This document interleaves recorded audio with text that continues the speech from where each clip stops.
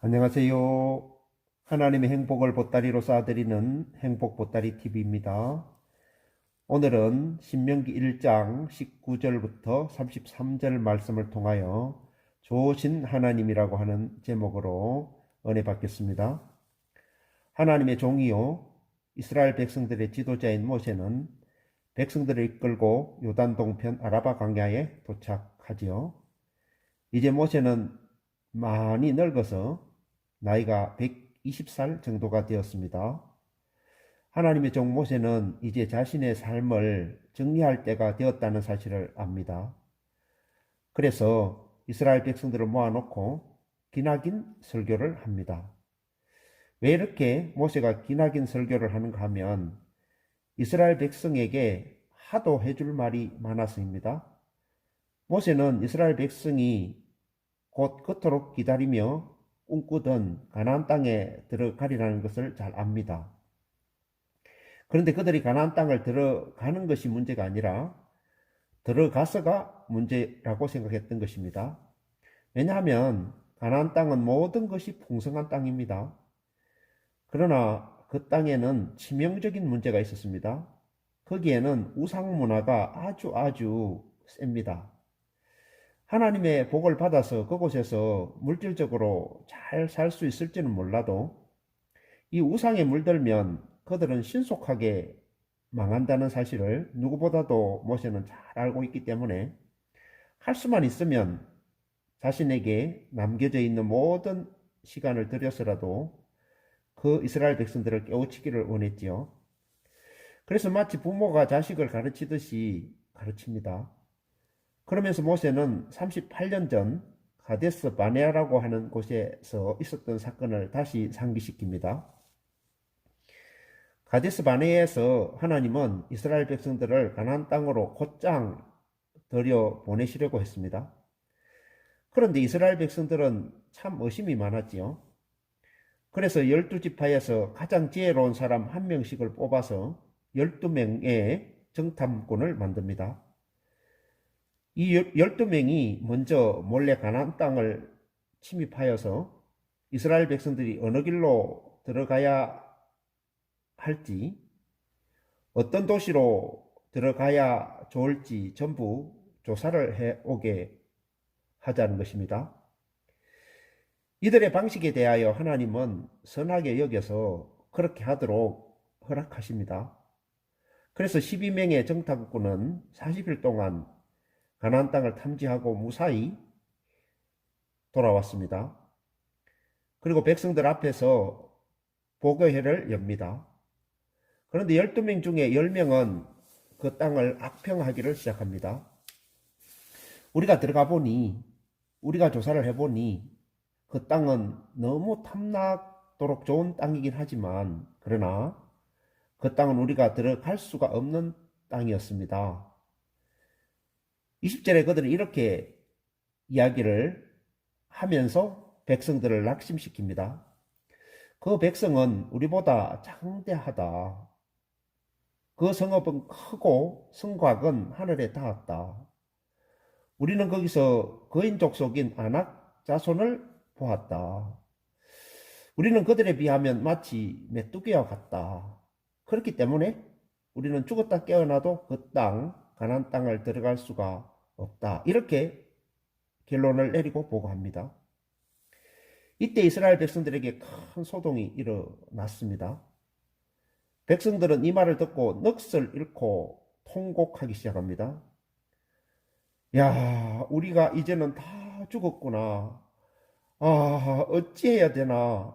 땅을 치면서 통곡을 하면서 하나님을 원망하고 하나님의 종 모세를 원망합니다.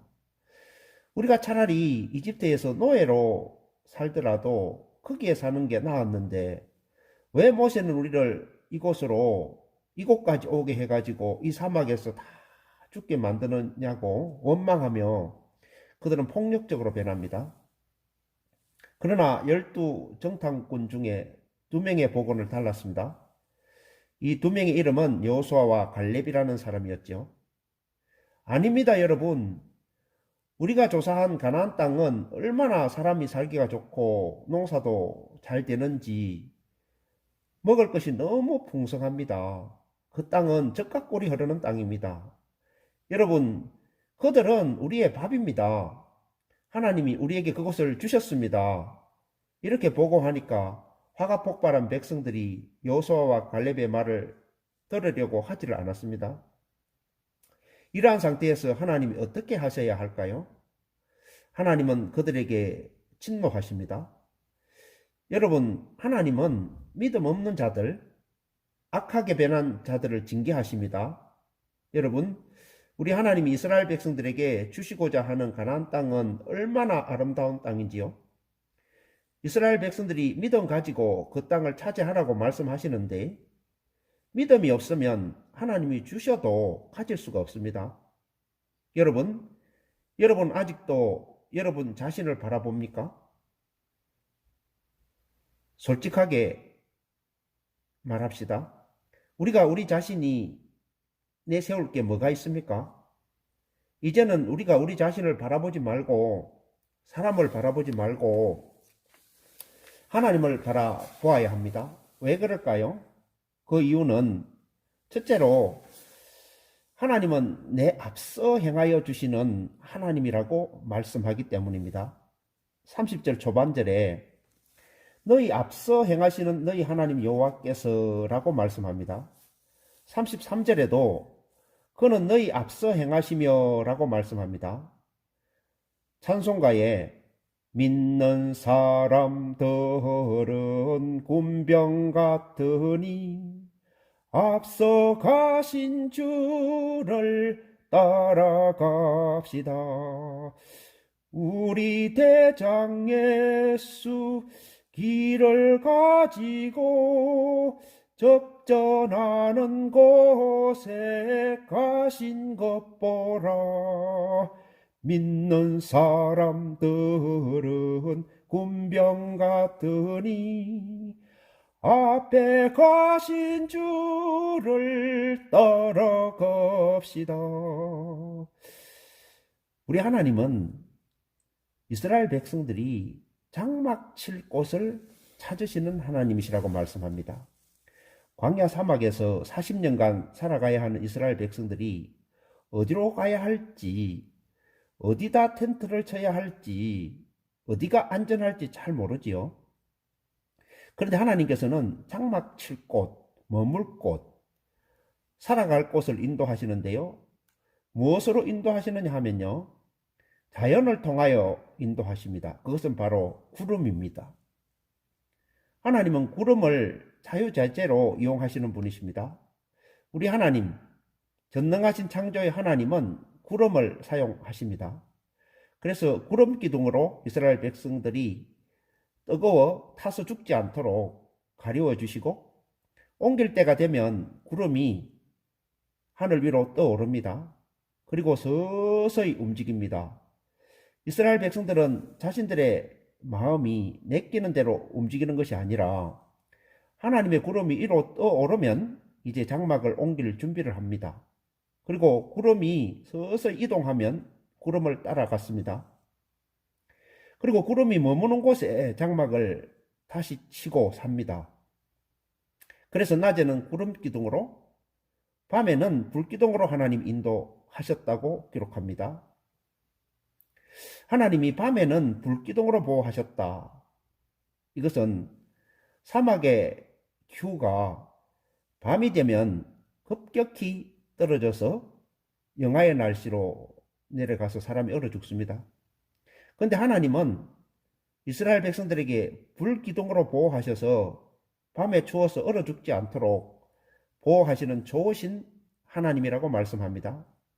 또 모세는 우리 하나님을 왜 좋으신 하나님이라고 말씀합니까? 두 번째로 하나님은 나를 위하여 싸워주시는 하나님이라고 말씀합니다.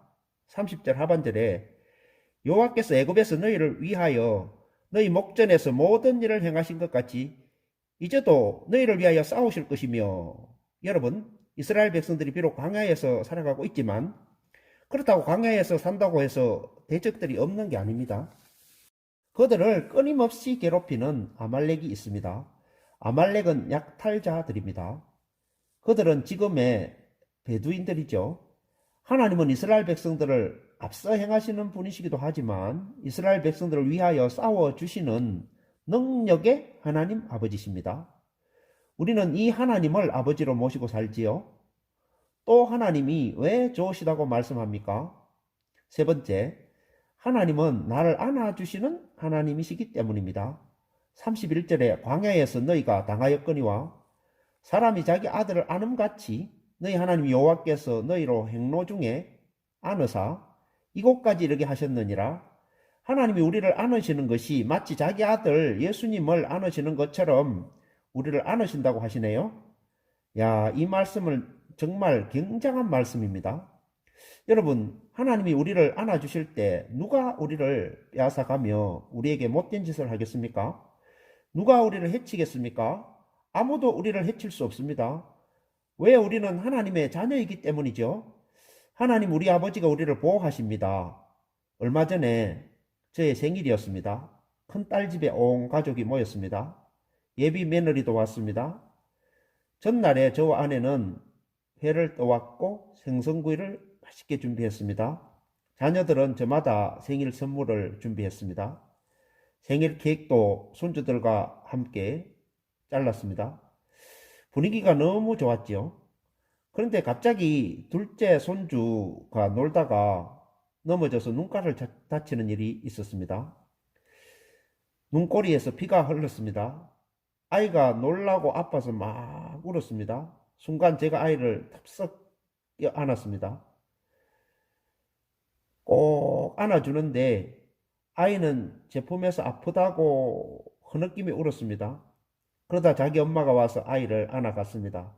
한참을 엄마 품에 안겨서 아프다고 울더니 눈가에 반창고를 붙이고 언제 그랬느냐는 듯이 또 뛰어다니며 놀았습니다. 아이가 놀라고 아플 때 부모는 이렇게 꼭 껴안아 줍니다. 아이는 그 품에서 위로를 받고 또 새 힘을 얻습니다. 우리들의 아버지이신 하나님은 오늘도 우리를 안아주시고 적들과 싸워주시고 우리를 인도하시고 이끄십니다.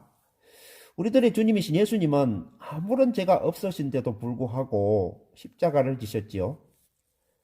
예수님이 십자가에 죽으실 때 로마 병정들은 예수님을 십자가에 눕히고 양 손목에 11cm 되는 녹선 대못으로 사정없이 망치로 못을 박았습니다.